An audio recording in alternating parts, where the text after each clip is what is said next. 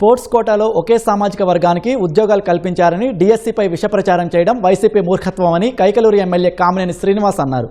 ఏలూరు జిల్లా వింజవరంలో నిర్వహించిన జలధార జలహారతి కార్యక్రమంలో ఆయన పాల్గొన్నారు. పార్టీ శ్రేణులతో కలిసి ఎమ్మెల్యే పంట కాలువలకు నీరు విడుదల చేశారు. అబద్ధాలను నిజాలుగా ప్రచారం చేయడం గొడ్డలి పార్టీకి వెన్నతో పెట్టిన విద్య అని ఎమ్మెల్యే మండిపడ్డారు. ప్రతి విషయంలోనూ ప్రభుత్వం పారదర్శకంగా చేస్తాంది. లేని ఉన్నాయి గాలి పోగు చేసి సోషల్ మీడియాలో ద్వారా ప్రజల్ని ఉన్నారు. ఒక్కసారి ఆ ప్రభుత్వం చేసిన అరాజకాలు ప్రజలు గుర్తుంచుకుంటే మళ్ళా ఇంకొకసారి ఎవరో ఒక్క అవకాశం ఇచ్చారు. ఇస్తే ఒక 20-25 ఏళ్లు వెనక్కి వెళ్ళిపోయింది. ఇంకొక అవకాశం ఇస్తే ఇంకా ఆంధ్రప్రదేశ్ని చరిత్రలో మర్చిపోవాలి.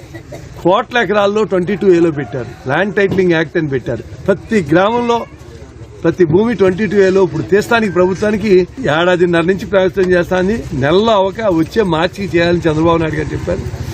జరగని పొరపాటును జరిగినట్టు చూపిస్తా ప్రభుత్వానికి చెడ్డ పేరు తీసుకోవాలన్నారు. ఇప్పుడు డిఎస్సీ మీటింగ్ లో స్పోర్ట్స్ కోటాలో చాలా అన్యాయం జరిగింది. అన్ని ఒకే సామాజిక వర్గానికి ఇచ్చారన్నారు. 36 మంది డిఎస్పీల్లో 34 మందికి ఒకే సామాజిక వర్గం అమ్మారికి ఇచ్చారన్నారు. ఆ తర్వాత ఆ హోమ్ మినిస్టర్ చెప్పారు 4 కమ్మారు ఉన్నారు. ఈ లేనిపోయిన అభూతి కల్పన చేసి ప్రభుత్వాన్ని అప్రతిష్ట పాలు చేస్తున్నారు.